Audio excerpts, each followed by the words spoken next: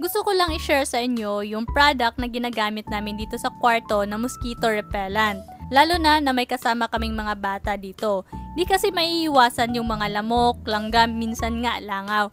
Kaya I decided na kumuha nitong product na to. So ito po yung product na sinasabi ko na ginagamit namin na mosquito repellent dito sa kwarto. Nung ginamit namin to, wala na ako masyadong nakikitang lamok na lumilipad or mga langgam dito sa gilid-gilid. Wala na ding mga langaw.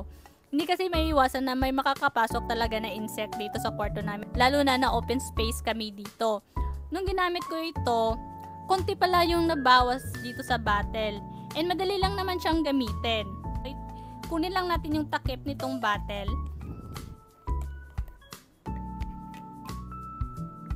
So makikita nyo, may ganito po siya na kulay brown. And amoy wood po siya. And tapos ilalagay lang natin dito sa parang UFO. Ayan. So yung nakakaganda about this product is yung ano niya, yung pang outlet, yung sinasaksak sa outlet. Kasi nata-turn to, kung yung outlet nyo is pag ganon, pwede nyo siyang i-twist ng pag ganyan. So kapag nakaganyan naman yung sa outlet nyo, i-twist nyo lang din yung paganyan. So no need na ikaw yung mag-a-adjust kasi ito na po yung mag-a-adjust para sa outlet doon sa bahay nyo.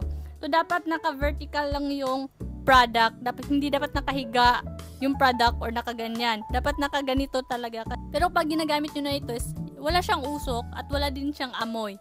Pero effective siya kasi nakaka-dedo talaga siya ng lamok. So kapag gagamitin nyo na itong product, makikita nyo nakaganyan yung outlet namin. So iti-twist ko lang ito.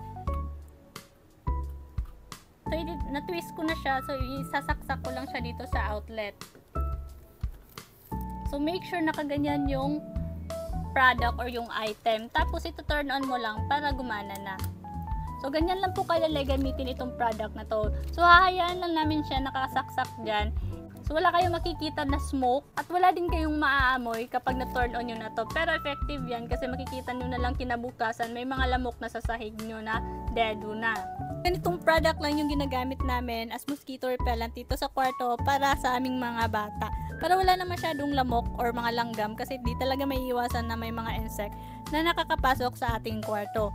So you can try this product guys, nasa ating basket lang.